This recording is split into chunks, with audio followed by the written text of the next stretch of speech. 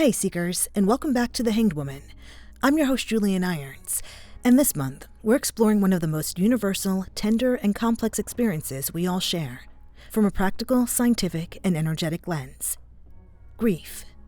Grief shows up in so many ways. The loss of a loved one, the end of a relationship, even a shift in identity, or the collective grief we feel as a community and culture. And yet many of us were never taught how to navigate it, hold space for it, or find meaning within it. To guide us through the practical side of grief, we're joined today by the incredible Dr. Enjolie Lafaurie, a psychologist, hypnotherapist, community healer, widow, and commadre of community wellness and development of the Siwaplakte Collective, where she helps urban indigenous families reconnect with ancestral wisdom. Dr. Lafaurie brings a deeply grounded, compassionate approach to grief work, weaving together psychology, mindfulness, cultural practices, and ancestral knowledge. So if you've ever felt unsure about how to process loss, your own or someone else's, or if you've wondered what it truly means to honor loved ones and ourselves in grief, this conversation's for you. This is the Hanged Woman podcast, where perspective is power. Let's get into it.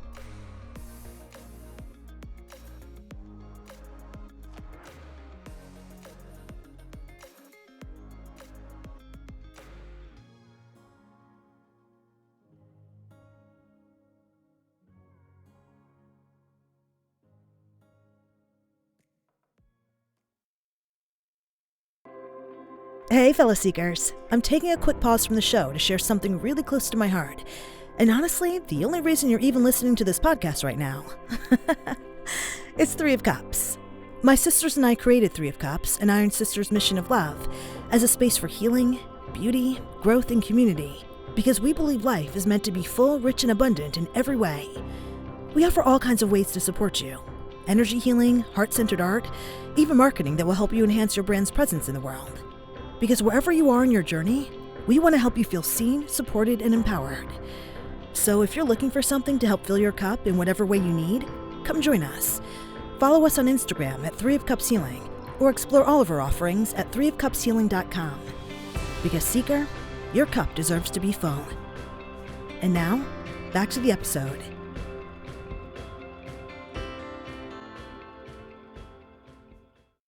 Dr. Lafaurie, welcome to the show. I'm so happy that you're here spending time with us. I've been waiting to sit down with you for a really long time. I first met you when we were doing our death doula preliminary interviews, and I was like, hold up, I got to hold on to her for grief because you're just, Thank you. yeah, I'm just really excited about everything that we're going to talk about today. Thank you. Me too. I also was looking forward to connecting this way. And it's always lovely when you just have a vibe with somebody and they get the work that you do. So Yes. So why don't we start with having you tell us a little bit about yourself and how you got into the work that you do? So I'm a psychologist by trade. I'm also a hypnotherapist. And what had you asked me to the show is that I'm a death comadre. And we'll kind of unpack that. I think the other important personal parts, I'm a grandmother, I'm a widow. I am also the founder, co-founder of a community called the Siwaplakte Collective. And we say we support urban indigenous families from womb to tomb. And so that really shapes my life, like every aspect of my life that I know we'll talk about and get into. How did I come to the work?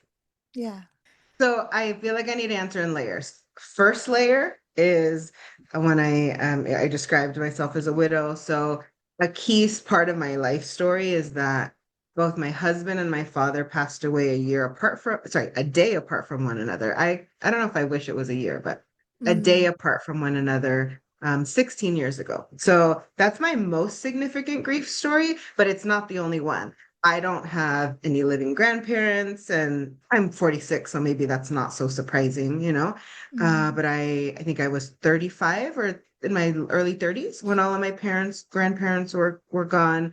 I also experienced a significant loss as a child. My best friend's mother suddenly passed away, and, I kind of was a part of orchestrating kind of our school and community response. So within one of the courses that we teach, which is a death comadre course, I actually do a timeline. And it's kind of one of those things of when a field isn't really recognized, did you pick the field or did the field pick you? When there's so many events across your lifetime that call you to the work. And then just culturally, in teaching the courses that we do and the curriculum, I realized my family was like fun weird, meaning we talked about grief and loss all the time. Mm, So I was taught how to listen for communication, how to expect communication, just all the things around kind of post loss and grief mm. were every day for us. Wow.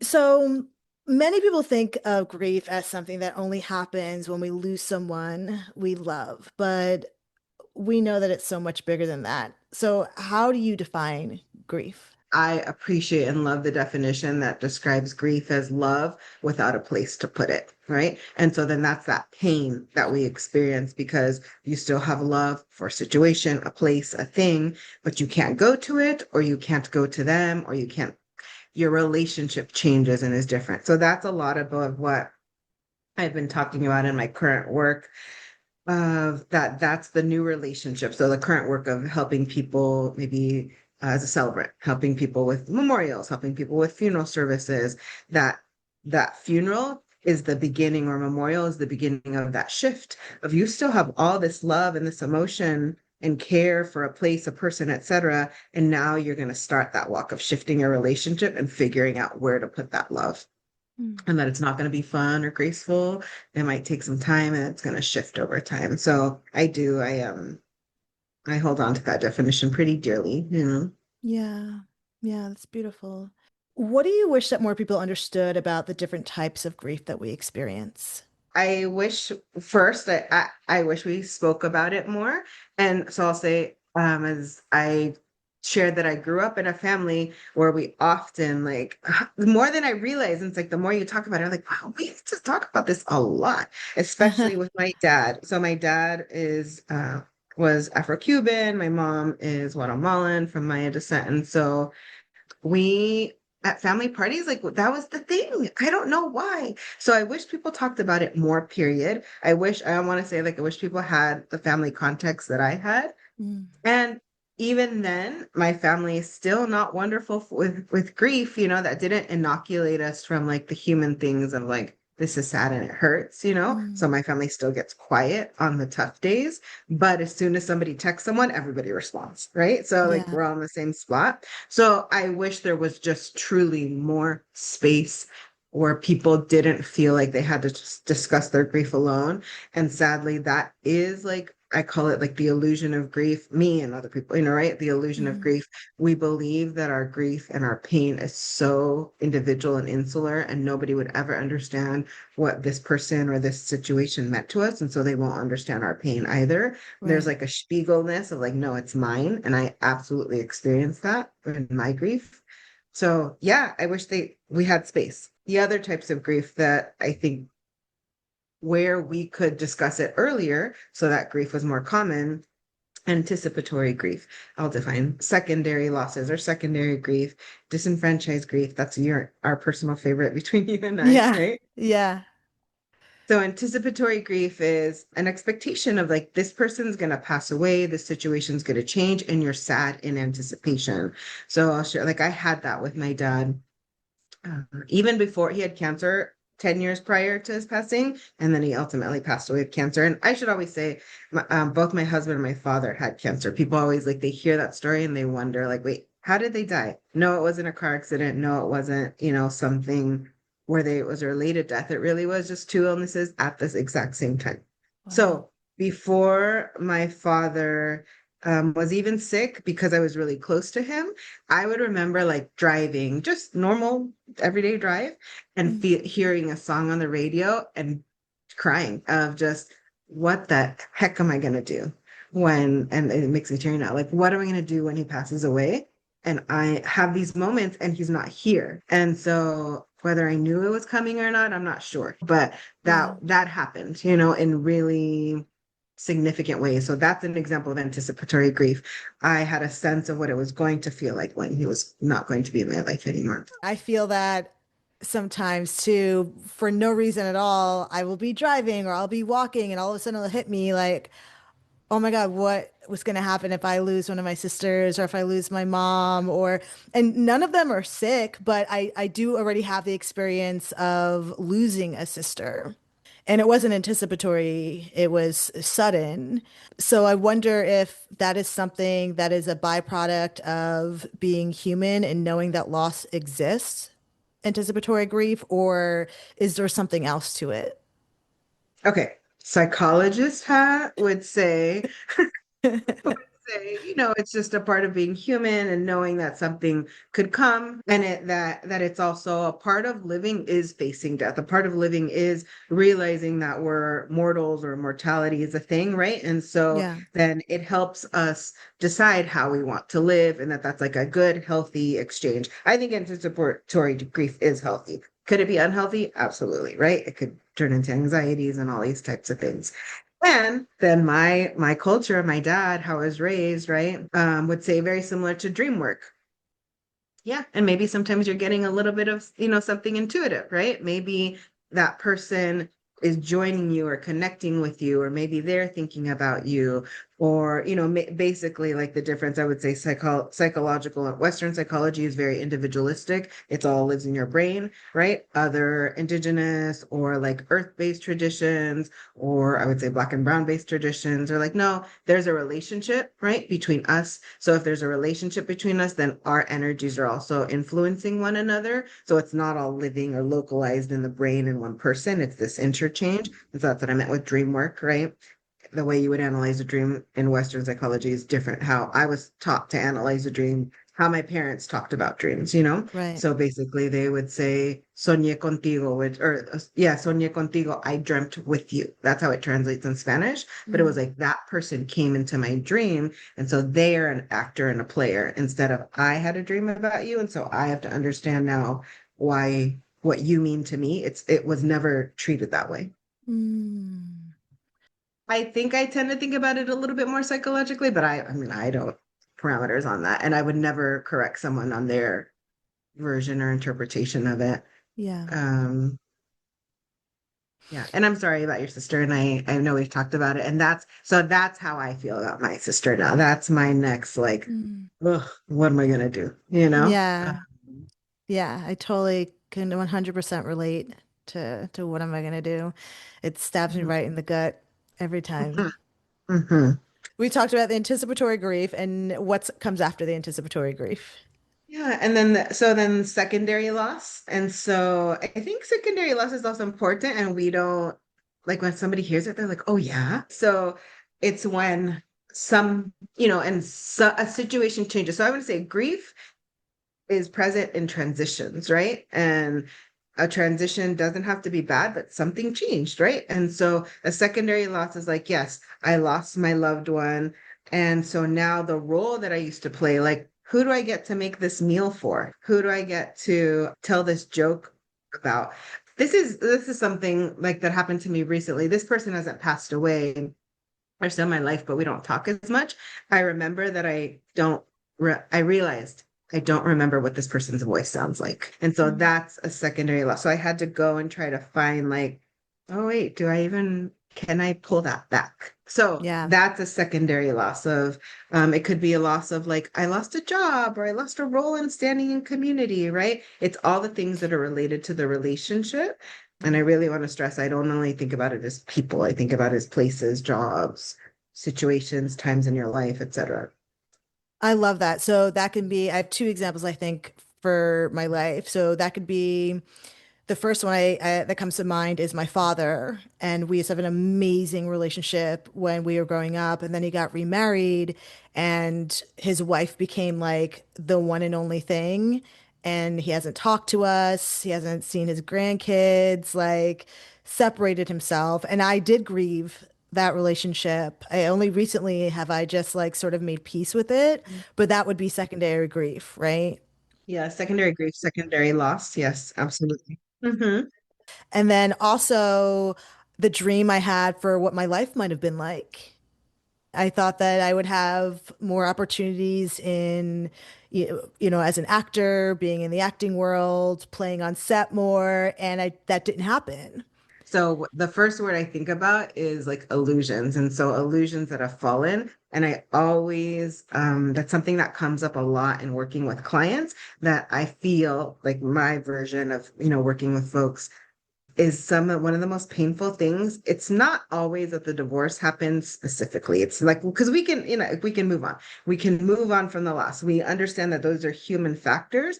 To me, it's that the illusion of what you thought your life was going to be like, that crumble, that's what I feel is like really what sits on a person's chest of like, Yes.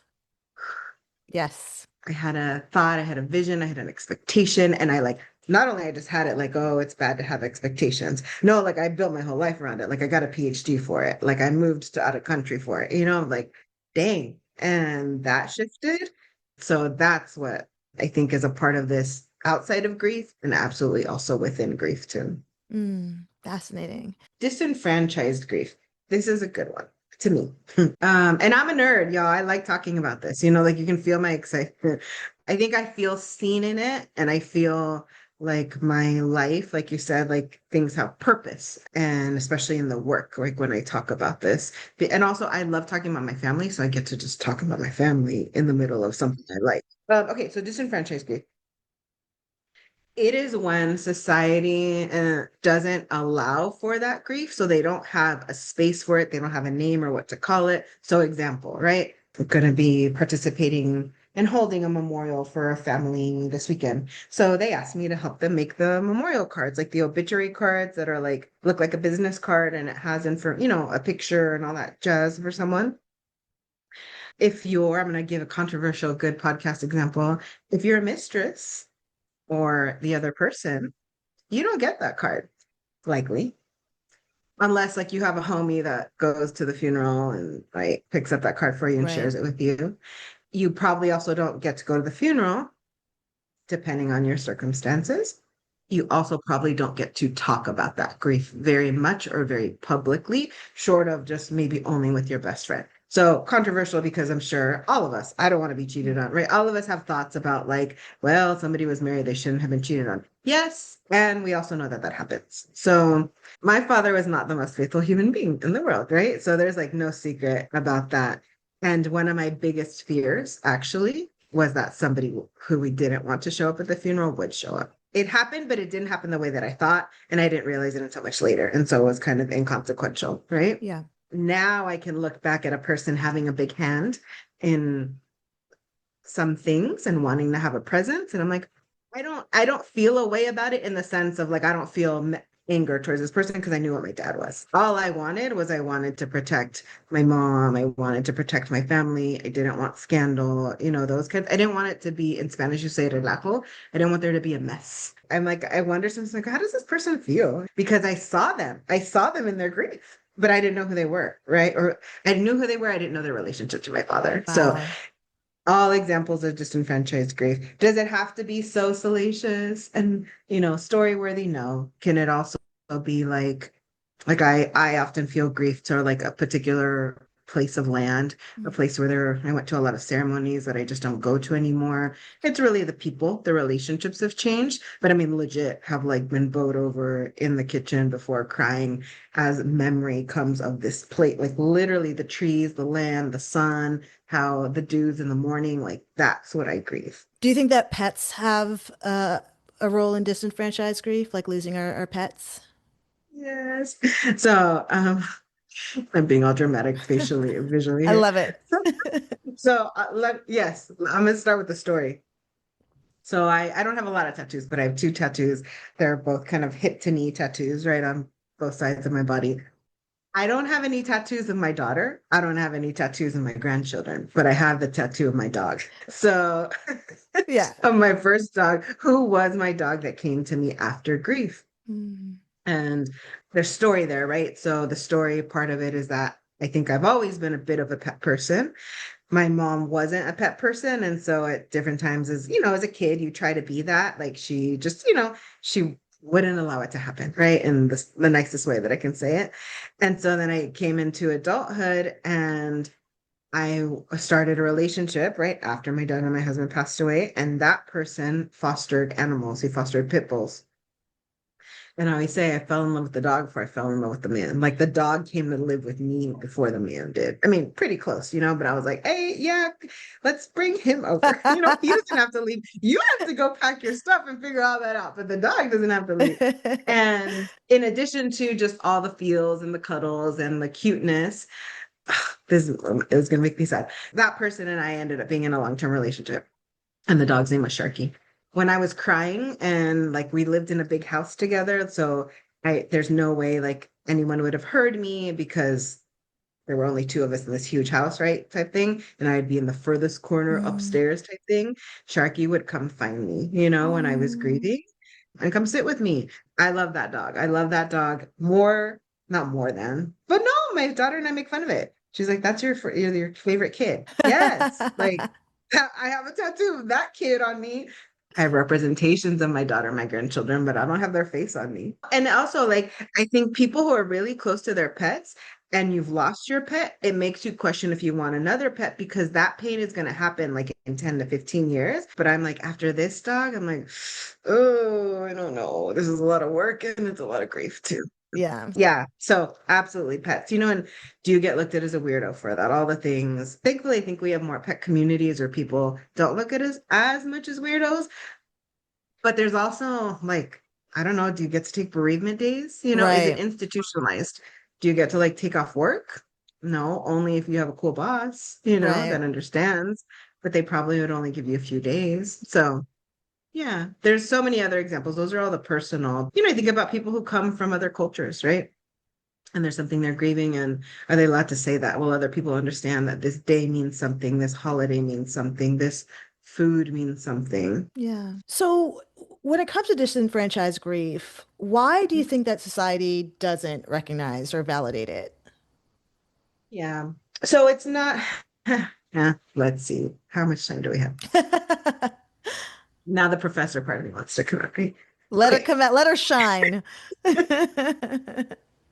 Society's job is to define and put parameters, like, but not bad guardrails. It's like its job is to be the parent of all of us, right? And like these are the guardrails we need so that society moves forward, right? Meaning like people don't harm one another as much as they could. The trash gets picked up and we don't all get sick. We figure out how to pave our roads, right? So in that like institutionalization, in that we need everyone to walk similar ways, then the narratives get similar. And that's like society's job to move the masses, the cow herd forward, Yeah. right? To be the unicorn in the cow herd is always going to feel awful. And even to be the Mm. cow that like, no, I can move along most days, but I'd like to have my little tail have sparkles on it, doesn't always feel good. And so because it's like generalized, it's supposed to fit the masses, it doesn't always fit, and we don't get all the narratives and we don't get all the stories right. So that's why I think disenfranchised grief happens, because we're generally in a society for, I would say, more bad than good. That's like in the US, Judeo-Christian focused, heterosexually focused, right? White supremacy focused, male focused. So like those are stories that then get a narrative, a story around, culture around, rules around, norms around. And if you don't get to make the rules, then your story doesn't get included. So then your type of grief is also not going to be recognized. Oh, makes complete sense. So let's talk about soul wounds. What are soul wounds? So if we started at an individual level, then I think of a soul wounds as like being an extension to even disenfranchised grief, where we're talking about society. And now imagine society's grief over generations. Society's go just let's just put the US in there, right? And all the history of all the groups that we just talked about, who don't get to be a part of the narrative. So generally, right, a soul wound is an accumulation of unresolved grief that's stemming from usually colonization and institution, right? All the things we've done to one another as a human, right? And yes, absolutely, like maybe we can heal from generational traumas. We talk about that, right? Generational healing. But we're healing from it because there's also generational wounding, right? And that soul wound is also the idea that it can be transmitted for the work of the collective. So this came through one of our comadres. She did not make the term up, but it's a part of her research and her work with maternal health, is looking at how this repeats itself in like birth equity and birth disparities. But then also, I would say for me, the psychological side, I think about, we know that certain negative experiences rewrite our DNA. And then do they transfer in our DNA? Yes, they do. But the good but, we're also mutable, right? We're also changeable. We can heal those things. They both take a lot of work, right? It takes a lot of work for it to get there. It takes a lot of work for it to be removed, and they require repetition for their permanence. And so the soul wound is that accumulation of grief based on colonization, based on institutions, and how that transfers across multiple generations. And how the idea of that too is that, like, so I didn't do it. It's not my brain chemicals. It's not this. It's like I walked into a scenario in a family, or I walked into a lifetime where there's all this history, and that might come up also in grief in different processes when you're giving birth. I'm like, dang, a portal opened up called, yes, that's what's happened, right? Portal opened up and other things also came in addition to the beauty of life. What is a death comadre and a birth comadre? So the Siwa Patli Collective is a nonprofit, and we're 10 years old. Siwame is women, and Nawa Patli is medicine. So that translates into women's medicine. We were many, I think, co-founders, or about 14 of us that were like kind of came together originally. And then after that, we've grown, we're 10 years old now and, right, a larger organization. So we called each other comadres, which most easily translates into co-mothers.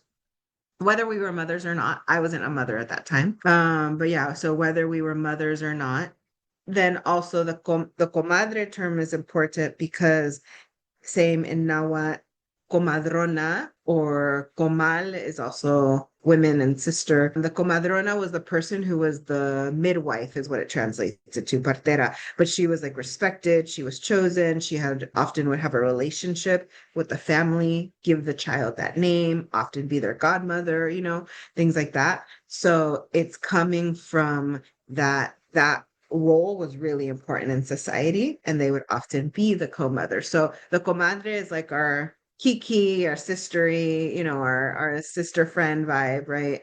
But it's also like, I trust you to like actually help me raise my children. Oh, I love that. Oh, that's beautiful.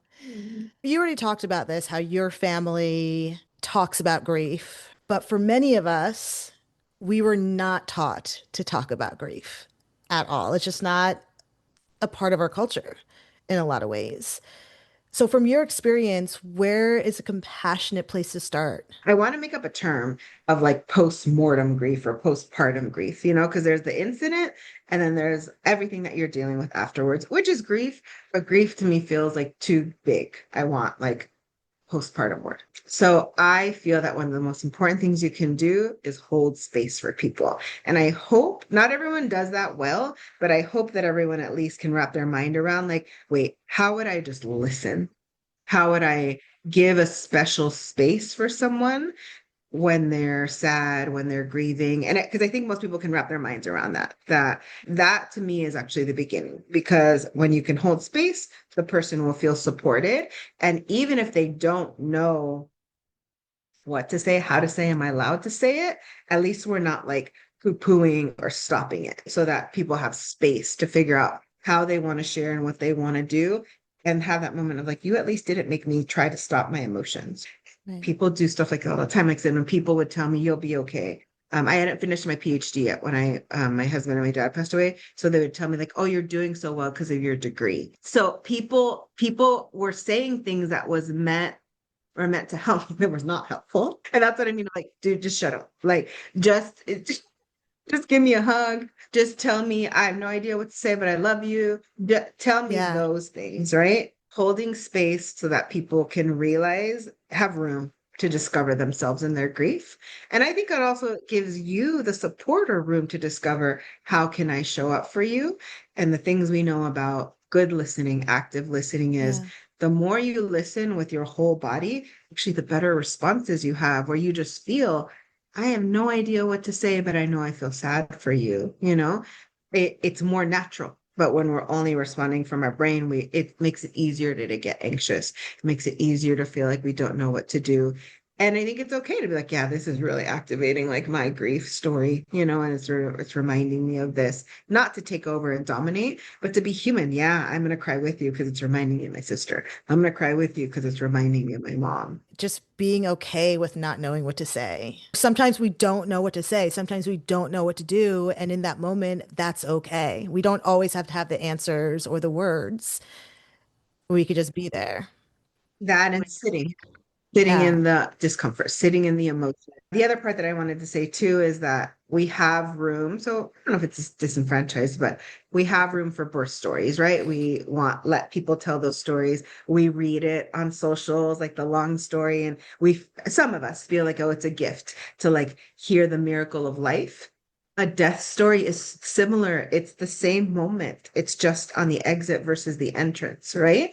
And so like I feel honored when I get to hear a person's death story, because you get to hear their pain, their realizations, their transitions, what they realized, how it impacted them. It's equally as painful as the birthing part, just not physically, maybe much more emotionally. So it also would make Right. space for death stories. That is such a wonderful comparison to say it is just as painful as a birth story, except one is physical and one is emotional.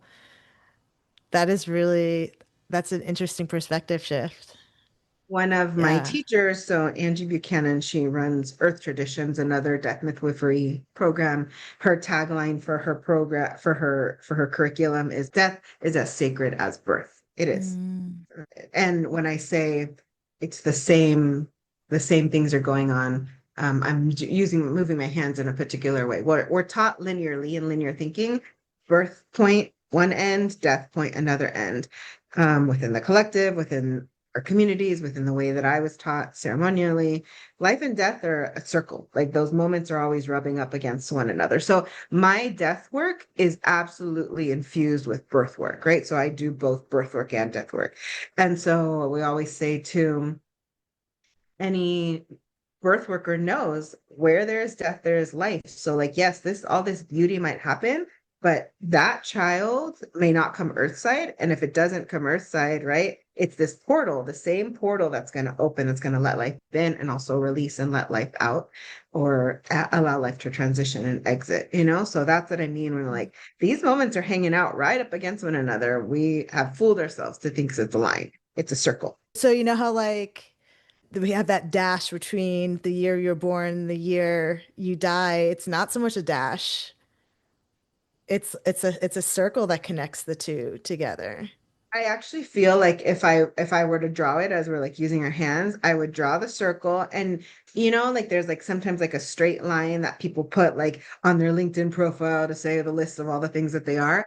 Imagine that as like a door. And so the dash between the birth and the death date, and it's just this door that swings in both directions, right? Yeah. And this for me is like, I don't want to talk about it in like such global like ways. This is from me, from like indigenous communities. I think this wisdom lived in original peoples. It's the way outside of colonization we think about end dates, start dates, the ways that I sat around in certain ceremonies discussing a lot of things, that have starts and ends, or lights and darks that are always touching one another, and Mm. realizing, nope, they're not separate. You're making it yourself think they're separate, but that light and dark are always right there. That birth and death are always right there.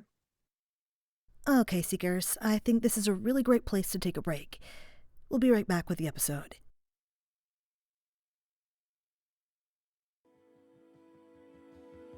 Grief changes us, in our hearts, in our bodies, and in the way we move through the world.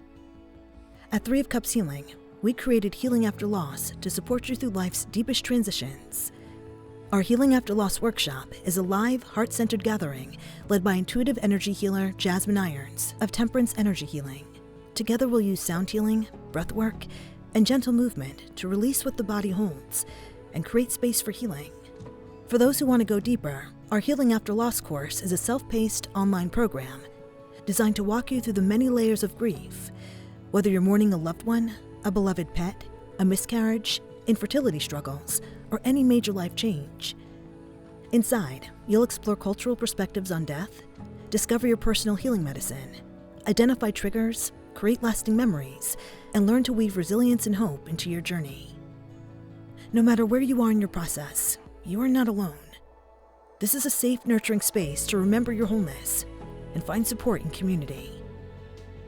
Remember who you are and fill your cup at threeofcupshealing.com. And now, back to the episode.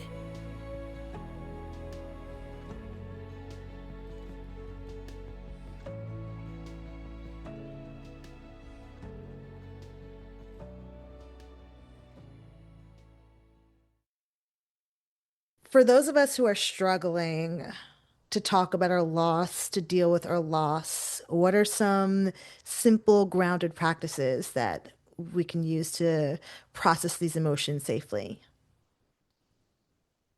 Yeah. Okay. I have to break this up into two areas.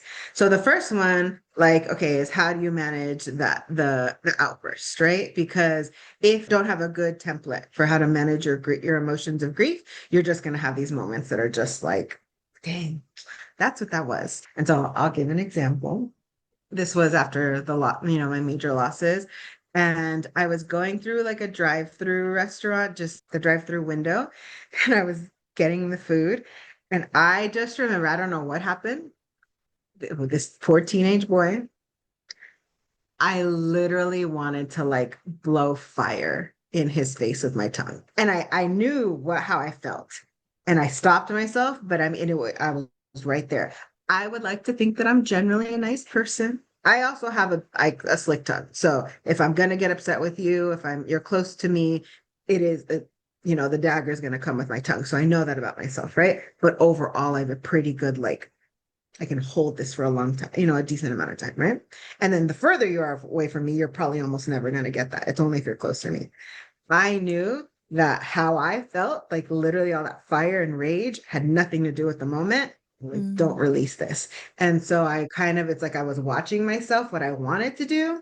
I accepted the food, right? And whatever. And I was close to home. I went home and I was like, dang, that's grief, my dear. You know what I mean? I just told myself, like, that was grief. You're obviously having a hard day and you're not even aware of it. The fact that you wanted to annihilate somebody with your words over like probably a hamburger, right? And something that had nothing to do with the moment.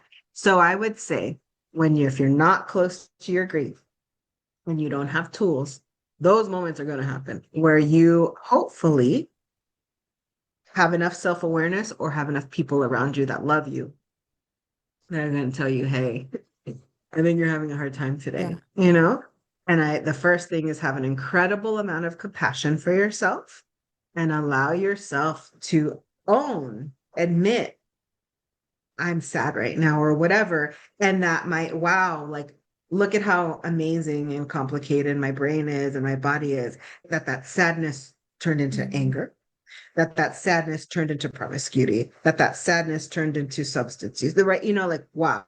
Because it's the first time I think that some people are going to realize that's how I do it. And it's not only in grief, that's showing up in your relationships, that's showing up at work, that's showing up in all these places, but like you really got to see it. And because like something happened and you're going to be able to like timeline it a little bit better or backtrack it a little better. So compassion, admit like to yourself what's going on. And then, I mean, my prayer for folks would be like, and let yourself feel it then. Let yourself feel like cry. Yes, cry. Do what you need to do. And I know not everyone processes feelings the same way, but at the root of most grief is sadness, and so crying is a very appropriate response. It is unlikely that anger is truly what you feel. Yes, that's a real emotion, but anger is a secondary emotion. Sadness is under anger, like as in do the work to get yourself to come down into what's real. All of our behaviors, right? I really feel like I need this drink. I really feel like I need this person. I really feel like I need this food. Yeah, but if we sat there long enough, like, so the what's underneath that, right? I really feel like I need to work 80 hours. Can fear also be underneath that anger? So fear and sadness, perhaps?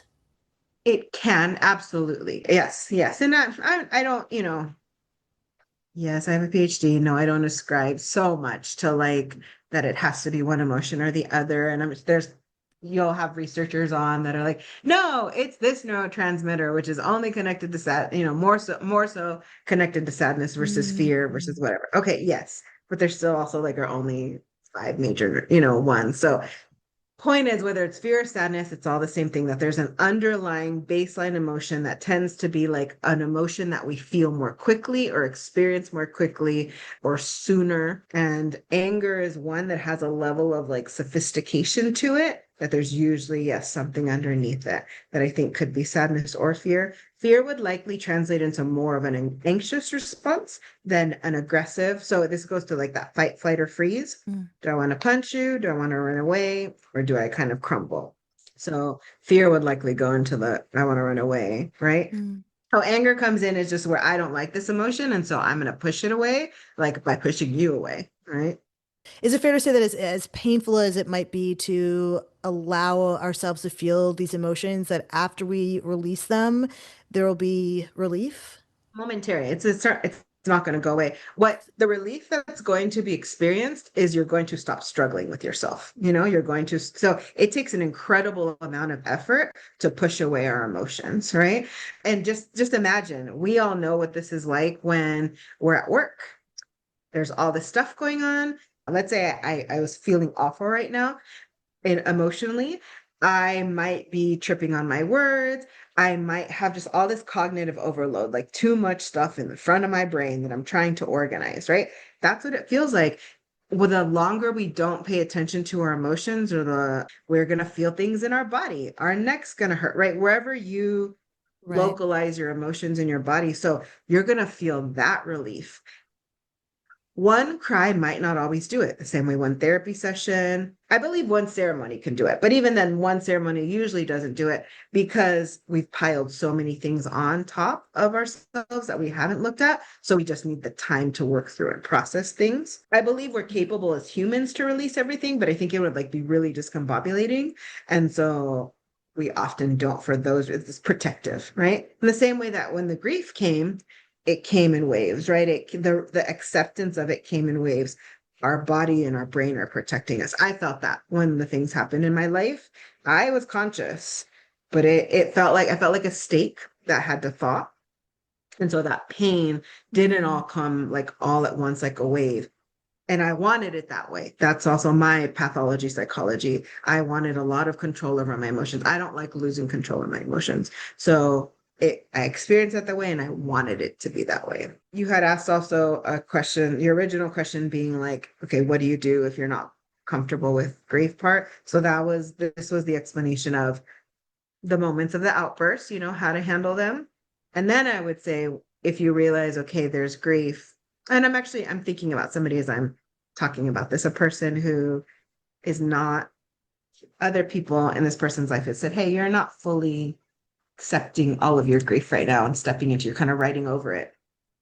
So I wish for this person that they would make time in their day to like just do nothing and allow for moments of, and maybe they do allow for moments of the emotion to come where there's just not this active fight, of I'm going to be working, I'm going to be traveling, I'm going to be whatever, this human does to push things away, like a practice, almost like you would do a meditation practice. No, it's not always going to come in that 15 minutes or an hour because our emotions aren't like that, but we can start to tell our body, like, I'm going to make space and I'm not going to push it away. And more than anything, I'm going to get used to the possibility of sitting in this discomfort. And over time, when we do that, that is a way of us developing kind of a certain level of emotional awareness. I don't want to use the word emotional control, but it's true, Mm-hmm. or even people who are gifted, like spiritually do this, like mediums, things like that. You meditate also so that you can create a space where information can come in so that you can then tell yourself and tell the information coming in, hey, look, it's 24 hours a day. You can't bombard me when I'm sleeping, but you can message me here. And so we have to make spaces, our life doesn't allow us to do that. So because of busyness, but so we have to create that space for that emotion, If we don't make time for it, I mean, it's going to hit us over the head. You integrate hypnotherapy and mindfulness into your work. How can these tools help people release stuck energy around grief? So, it's funny, we all have our relationships to our tools. And these are some of my tools at a certain part of my life that I used more than others, but they still show up, right? So they show up because I'm a big fan of meditation, right? And I'm a verbal processor, so I'm a fan of verbal processing. The field of psychology is a fan of verbal processing. And there are so many other ways to process, right? Besides that. So it shows up in the ways that I like to tell stories because there's a certain rhythm to them, right? It shows up in the ways that I'm going to kind of point back to the body, examples of the body, examples where an emotion is living, how it's released, right? And the idea that like it shows up in how often I'm going to bring up stillness, getting quiet, a practice, something over time, right? Like it's foundational of like the principles that are in mindfulness, the principles that go into like this idea that we experience things on an emotional or a brain wave called trance. That just always gets infused, whether I'm calling it hypnosis or not, whether I'm calling it mindfulness or not. And why I brought up, I was like, oh, these are tools that I learned at a certain phase of my life. I don't emphasize these as much anymore, not because they don't work, right? Just because any practitioner, any person, you have certain tools that you put are more forward facing than others, right? I look at these as being just foundational to like almost my philosophy of how I move with humans, right?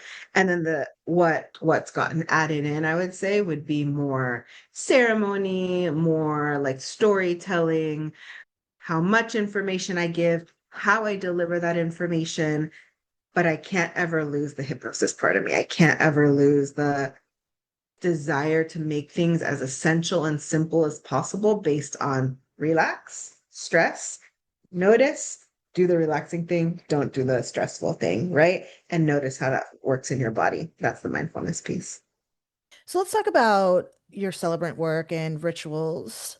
Can you share how rituals, even simple ones, can help us reclaim meaning and connection during grief? It's good that you asked me to kind of talk about the practical aspects of grief, not because I don't have impractical or very, sophisticated or extravagant rituals around grief, but I am somebody that roots to like the simple, the everyday, the concise, the what I can wrap my mind around, because that's like just me and how I move.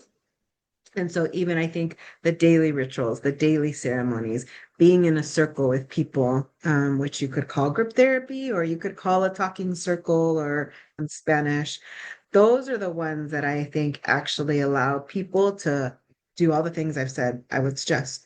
Mm. Have space held for them, hold space for another person. Realize and develop that like holding space is a skill set that is like a human life skill set because grief is going to happen in all of our lives. And so it's a skill, a human skill to be able to hold grief. It's a human skill to be able to hold your emotions, right? The narratives get to say, institutions get to say, we like this skill over another one, or certain people do this skill better or should do it better. So I think that Yeah. what the biggest thing about ceremony and ritual that is different from psychological work, ceremony and ritual allow many aspects, all aspects of a person to receive and be healed in that moment or in that space. And I think some of the detriment, I love my field and it's got flaws. Some of the detriment of Western or academic it's all academic. So psychology is that it isolates, right? This is only in the brain at this moment. This is only in the heart at this moment. And like some people would push back against me, and you absolutely can. They can, The field of psychology or academic institutions, academia, it's boxes, it's categorization, right? That's what academia is about. When you experience other ways of knowing, it's on other communities, other knowledge sets that those boxes were made to be different from. It's earth-based traditions. It's decolonial ways. It's, Yeah. hey, we're going to put everything in here and I'm not going to separate my emotions from my job, from my family, from my culture's origin story. And so then if I'm healing it, it can heal all of those parts. It can touch all all of those parts, right? So that's what I would say personally, what I've witnessed, what I've been taught, right? The power of ceremony and ritual. It's not in the boxes. So it's going to go where it needs to. It's going to go where it can in that moment. You may be able to describe it or not, but it doesn't mean that the healing didn't happen. And in fact, if it's outside of the level of your mind, if it's like at the edge, I would say like when you're like at the edge of your understanding, that's actually like a really good ceremony, right? You shouldn't be able to verbalize it or, and should in quotes. For me, if I can't talk about it, it means something really significant outside of just the level of my mind is what happened. Something at my soul level happened. Something just beyond my understanding. And there's so much that is beyond my understanding. And how often do I get to hang out there? Not that often. So like, don't even try to pull it back into the brain. Let it be where it's beyond me. Because some things aren't logical, like healing isn't logical. Absolutely no.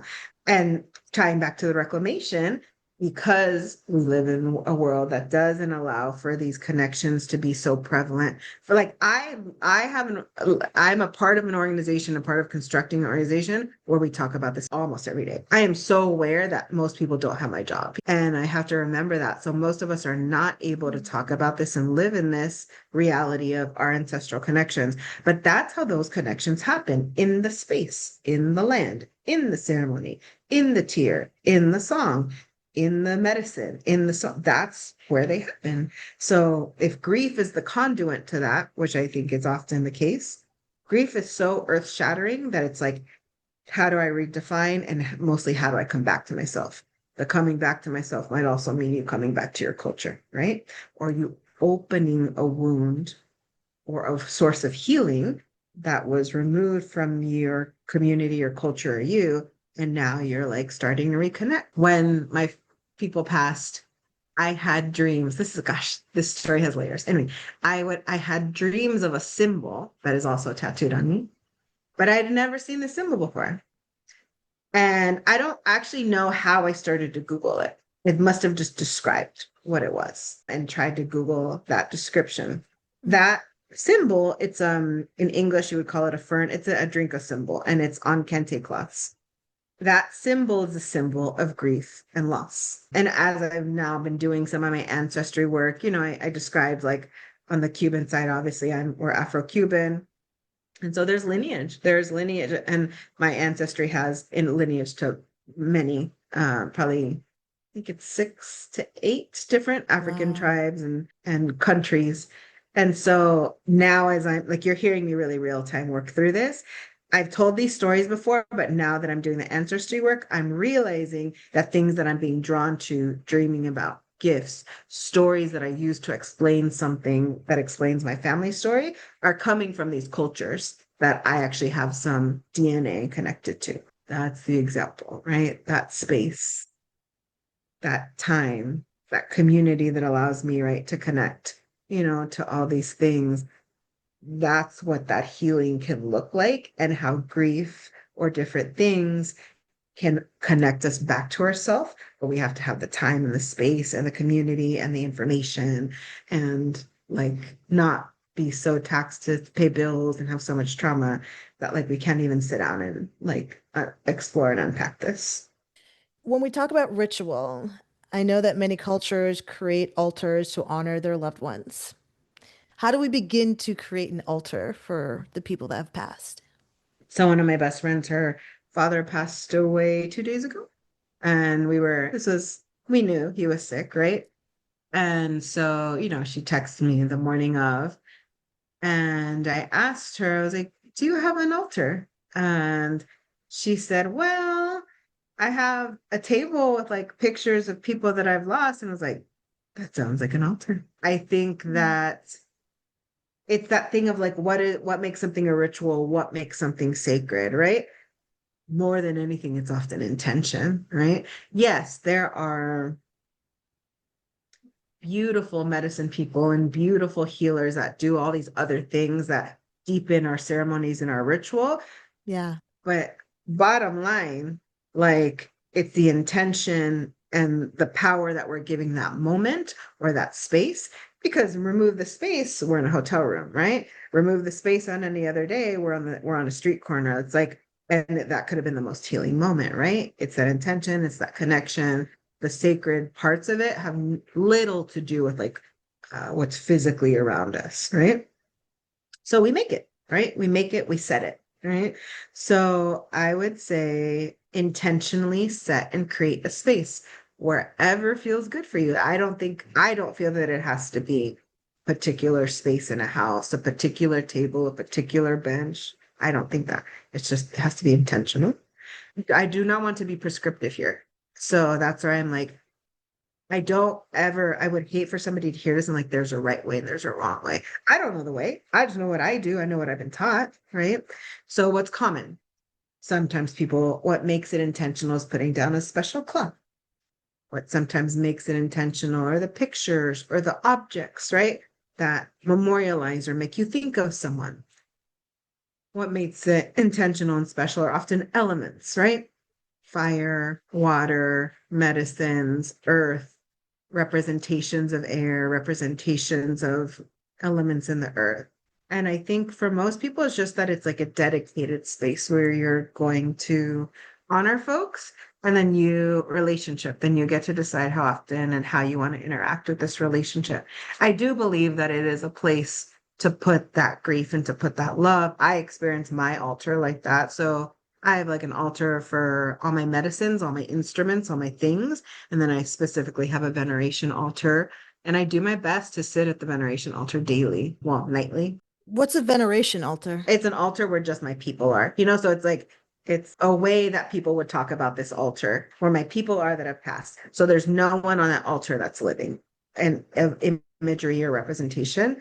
Whereas my medicine altar, my instruments altar has pictures of my daughter and my grandchildren, people who are alive. And so this is just an ancestral altar. That's a way of talking about it. And, you know, say I make myself, but it's like my joy. Like I actually, when I go on a trip or something and I can't sit at my altar, I come back, I'm like, hi, you guys, I missed you. Cause I like sitting here with you. And then I like, I know you were with me, but Oh, still. So decide on the relationship. I'm not being prescriptive here of what that has to look like. And have I had altars before that I haven't sat at and that was the process, just building it or thinking about it? Yeah, all of it is ceremony to me. All of it is ceremony as far as like, as soon as you put the intention out, you're in that ceremony for yourself. You may not feel it every minute of the day, but like once that prayer gets put out, you know, is kind of what I mean. Or once that yeah. thought gets put out, you're in it. Yeah. Yeah, I have a little altar, but it doesn't have any photos. It just has little like knickknacks of like I have both people that have passed, little things that remind me of them, and then also like it has little things that would make no sense to anybody else, but it makes sense to me, my connection with my sisters or with my mom. So yeah, I kind of have an all-inclusive altar, and I don't sit at it. I just love that it's there. All of the ways are valid. That's why I was hesitant to like, oh man, like the way I said it is not the right way. It's the way I do it. And it's actually the way I do it because of the ceremonies and the community that I'm in. So like I do what I see, right? You're Yeah. going to do what you see and you're going to do what feels good to you and feels natural. And I've had so many different altars that looked different and that I held differently. And like, it's a relationship, you know, most things in our life are a relationship, right? Like when we think about our moral development, when we think about the development of our relationships, when we think about our career development, it's development, right? Mm. So over time, it starts to shift and change and refine, and we get different understandings. We show up differently. It's the same thing spiritually. There's so few things in our life. Yep, I mastered it. This is it. I'm not doing it anymore, and it's never changing. It's always going to change and shift. Yeah, it's like to me, what I hear is trust your gut, trust your instinct, just follow what feels right, what's good for you in the moment, and allow that to shift when it needs to shift. That and I would add, when I say build a relationship, I really mean like the sit there and build a relationship with an instrument. It means sit there, like hang out with it for like, let's say 6 months, right? Could you imagine if you did, that's the building the relationship, coming to something or being with it, sitting there, I don't know what to do with it. what's this little thingamabob thing and holding it upside down? And, you know, it's a fork and then you try to run it through your hair, right? All of us know Ariel, right? And like Little Mermaid, she was building a relationship with these things. Build a relationship with anything that you want to be meaningful, you know, and that building of that relationship takes time, just like a human. Objects, the things, the spiritual truth, you have to come to it like you would in a relationship. And it's going to be intuitive and you're going to make mistakes, or I didn't feel anything. I have no idea what to do. Now I had a bad dream. You're building a relationship. So, can grief and joy coexist? And can you talk about the balance of the two? 1,000% yes. 1,000% yes. There isn't like this little bucket for the sad chemical. Yes, like so there's a couple of chemicals. There's not, so for all the variety of emotions that we don't have 30 buckets of emotional neurotransmitters, right? We just like have a handful. So fear and sadness and all, you know, live there. The happy ones live here, right? We don't have buckets in our brain for each little emotion, right? So, yes, when you're experiencing one emotion, it's fluid, like all the ways we've been talking. It's fluid. People know this, that they've been at a funeral and then been crying and then cracking up because they thought of something very human in what this person did or whatever. Like you can be at a funeral and then have a ridiculous inappropriate, you know, like because you're human, right? Yeah. And all of these emotions and realities are fluid, so there can absolutely be joy, laughter, relief. That's a big one. And that's hard for people. And when people talk about like stages of grief and loss, right? I felt this with both my husband and my father. The reason why I felt relief, not that I wanted them to leave, was caregiving, right? And so I wasn't sleeping very much. I was like sleeping 4 hours a night, like, and I was living in fear that somebody would puke and slip, that somebody like that the end was gonna come that day. Yeah, I felt relief when I didn't have to like live in that body fear. Yeah. I didn't want them to leave, but like, dang, my body felt the release of that pressure, right? Mm. So yes, all those emotions exist and they're fluid. There's not set boxes and buckets for them. And then also, I think because I'll circle back to like my definition, mine and many others' definition of grief. Grief is essentially just love that doesn't have a place to go. So that love isn't only ever going to be sad. I recently heard like a death worker share this.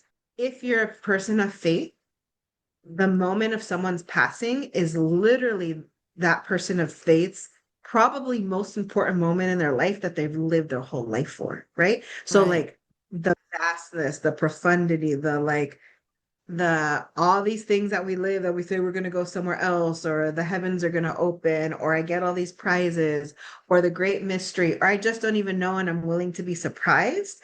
We get a little peek into that because we're the people that stay behind, and we get to have that process of thinking about what's it like over there. What do I think is going to happen? I, in my grief, have felt the most alone I've ever felt in my life, but not lonely. And it's just this like, dang, they like, it didn't matter how much I loved people. They left by themselves. Mm. I could stay there until the very last moment. And then now they're gone and they're doing what they're doing and they're figuring their life out. I still think things are happening over there. I'm certain. I know that they are. There's been communication. Things are happening for them. They're developing over there. There's so much, that's like unknown, and you get a little glimpse to be able to think about that, as do like all these tentacles of emotions, get to continue and radiate on. What happened for me and the point that I wish I could make is that there's a lot of beauty in grief and beauty in loss and these deeper levels of love, these deeper levels of insight and understanding, these deeper spiritual planes that you're reaching because you're in pain, but because also portals are open and you're like allowing yourself to like sit and think about these things and experience things and have emotions and insights drop in. So Yeah. Mm. What does it look like to honor our grief while also allowing ourselves to keep living fully? I'm trying to be cautious to not be prescriptive here. What I hope for people, I hope it looks like them having a little space in their day to when grief shows up to tell people, like at work, I'm just sad right now. Like, I'm just grieving. Can I take a break? Not because like you need to remove yourself so that you can stop having to be on the computer while you're trying to like experience this emotion. Like, can I take a break so that I don't have to stuff this feeling, and then try to go figure it out at 6 o'clock, right? When the day happened already. So I think it would look like us being able to say what's going on, have people around us that don't try to like fix it, push it away, make us move past things. And I say that because life is going to do that automatically. Like the light's going to change colors and you have to drive. Your kid's going to cry and you're going to have to change their diaper. Like life is going to do that. So we shouldn't add more, to people. I wish it was like people checking in, like, oh, I know today's a hard day for you. It's the birthday. And like, what do you need? I wish we could take those days off or take that afternoon off, or that people would take us to lunch on those hard days. I think feeling like it's okay to honor folks in the way that feels good for you. I was going to say talk about it, but I recognize not everyone talks about it, right? So I'm going to make this art piece. I'm going to make space in my life. I don't want to say that you'll teach people how to hold you, but you kind of have to. So I'm thinking of someone in my life that I think every time I say I'm sad or something, they kind of want to be like, oh, okay, hold on, let's not talk about it. I'm like, no, hold on. I'm happy to be sad. I'm grateful to like that I have this emotion. It's not something that I have to fix. It's just brings me sadness. I'm sharing that. And I get to walk through that and experience it. What I'm hearing is allow yourself the space to grieve and be sad, because that's a part of living fully. Like that's a part of the experience. So we don't have to push it away, because living fully is in those moments when we do feel sad, when we do feel grief. And then just having the compassion for the moments when we don't do it right, when you want to cuss out the drive-through dude. Yeah, because those moments are going to happen. Mhm. 100%. Yeah. For listeners carrying fresh or unresolved grief, what is one practice that they can try this week to reconnect with themselves and their sense of hope? My immediate thought was like slowing down. Don't try to do too much. Just create the space, right? Or just honor where you're at. Yeah. And then my other side of my brain was like, well, there's some people are like, all I've been doing is just lying here. Okay, I'm hesitating because it's like, okay, I don't want to endorse Mm. like pain or endorse like harm, but my heart does believe that, like that your body is actually taking care of your brain's actually taking care of you. And it's the world that's saying you need to function and be running the marathon, because to feel like all you want to do is lie on your back in the bed and like cry or figure things out or wrap your mind around things is a really appropriate reaction, right? Especially immediately. Sure, we can have some conversations about, all right, when is 12 hours of lying in bed too long? What are some of the thoughts that I shouldn't be having because they're going to be dangerous? I'm not trying to be flippant about that mental health reality, but I also think that we're unrealistic when we're like, no, like you get 3 days, you get a week. So create space. I would encourage, the one thing is like try to put your thoughts and your emotions somewhere. And what I mean by that is like, if we're just quiet and Mhm. we're having this little rumble of our thoughts rolling around in our head, we believe we're getting somewhere. Excuse me, but our brain can only hold so much information, so we're just ruminating, we're just looping an incomplete thought. So that's why, like, journal, speak into your phone, and take a voice note. Like, allow yourself to complete the thought, allow yourself to hear yourself. And I'm using verbal examples. I would also say allow yourself to take the walk around the block, allow yourself to bathe your dog, right? So don't just let it live only in your brain, is what I mean. Either put it to paper, verbalize it, actualize it, physically do something with it so that you can complete some circles. So it's not just sitting there. So the closing the loop reminds us like what it feels like to finish an emotion and walk through it, to get an insight and walk through it. And then that can lead to something that's repetitive that allows for like deeper healing scenarios. But it's all muscles. Like I like to work out and I like exercise.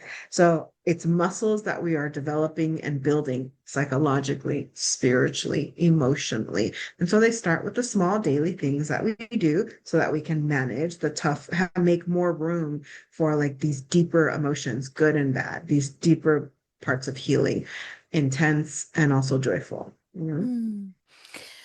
Well, this has been such an amazing conversation. I am so grateful for your time and your energy and your presence. Where can people find you if you'd like to be found? My business is Inspired Therapies. And so Facebook, right? You know, all the socials or most of the socials, right? Facebook, Instagram, LinkedIn, blah, blah, blah. So that's Inspired Therapies. And then the Siwa Patli Collective is another space where I'd say like the curriculums and the teachings and the workshops that we've talked about.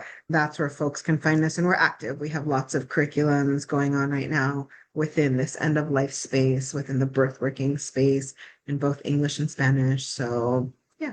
And I know Siwa Patli Collective is hard to spell, so I'm sure it'll be linked. But look for a flower. Look for a beautiful flower for the logo, Siwa Patli Collective. Dr. Lafaurie, do you feel complete? I do. I mean, yeah, you know, enough to move on and talk again another time. Yeah. Thank you so much for being here. Thank you.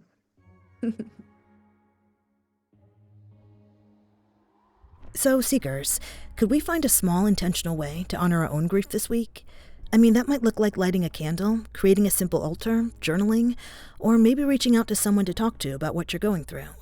Now, if I'm being completely honest, I definitely had a bit of grief come up for me during this episode, and I'm going to do some journaling to release some of that grief. And maybe even sit by my altar. Maybe add a new little knick-knack for my sister or my friend Maxie. I know that's going to be incredibly healing for me. And guys, I am so excited because in our next episode, we're going to be joined again by the amazing Dr. DeMarty Burgos, and we're going to dive into the science of grief. She's going to give us an in-depth understanding of what happens to our brains and bodies when we grieve, and how understanding the neurobiology of loss can help us heal. So if you loved her happiness episode, I promise you this one is just as perspective shifting, and I cannot wait to share it with you. I'm Julienne Irons, and this is the Hanged Woman podcast where perspective is power. And if you feel inspired, don't forget to like, share, and follow so we can keep the conversation going. Until next time, hang in there, seekers.